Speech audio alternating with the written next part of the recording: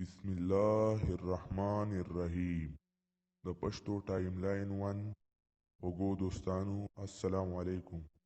دوستانو که چېرته ستاسو هینډ رایټینګ خوښ ده یا تاسو خپله هینډ رایټینګ نور هم ښه کول غواړئ، نو نننۍ ویډیو ستاسو لپاره ده. انشاءالله په نننۍ ویډیو کې به موږ ستاسو هینډ رایټینګ په 5 منټو کې ښه کوو. او که چېرې تاسو داسې نور انفارمیټیو ویډیو کتل غواړئ، زموږ چینل پښتو ټایم لاین 1 سبسکرایب کړئ او په خوا کې ورسره د ګنټۍ دا نشان هم ووهئ، تر څو زموږ هره نوې ویډیو تاسو ته په اسانۍ در ورسي. شکریہ. So let's start the video.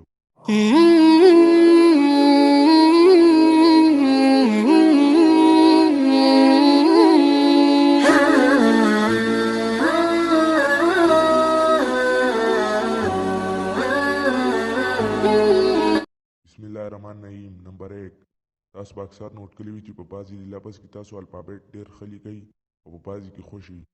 اول به تاسو داسې وکئ، تاسو کوم پیراګراف لیکلی وي په خپل لاس هغه به راولئ او په هغې کې چې کوم لفظونه تاسو صحیح نشئ لیکلی نو د هغې به نشاندهي وکئ.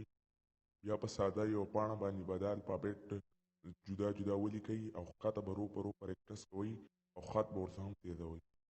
نمبر 2، د الفابیټو سایز او پروپورشن یو شانتي ساتل.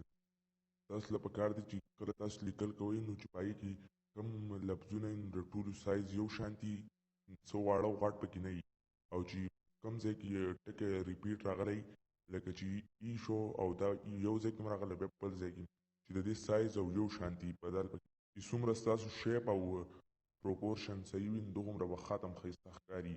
نمبر 3، سیم انګل. پیراګراف کې به د ټولو الفابیټو زاویه یو شانتي وي او دا زاویې په 3 قسمه دي درکړی شوي دي. دلته د الفاظ په 90 ډګري باندې دي. تاسو به داسې نه کوئ چې څه الفاظ په 90 ډګري باندې وي څه اخوا دېخوا. نمبر 4، سیم ګیپ بټوین د ورډز. په دې کې به د لفظونو په منځ کې چې کم ګیپ وي نو دا به یو شانتي وي، څه کې ډېر او څه کې کم به نه وي، یو شانتي. انشاءالله دې سره به هم ستاسو خط ښایسته ښکاري. نمبر 5، چوز د بیسټ پین. اکثر به تاسو نوٹ کړي وي چې تاسو په بعضې پین باندې صحیح خط کوئ، په بعضې باندې صحیح نشئ کولی. په کوم باندې تاسو صحیح خط کوئ نو رالیو.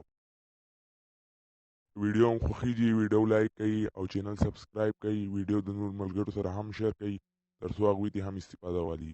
والسلام.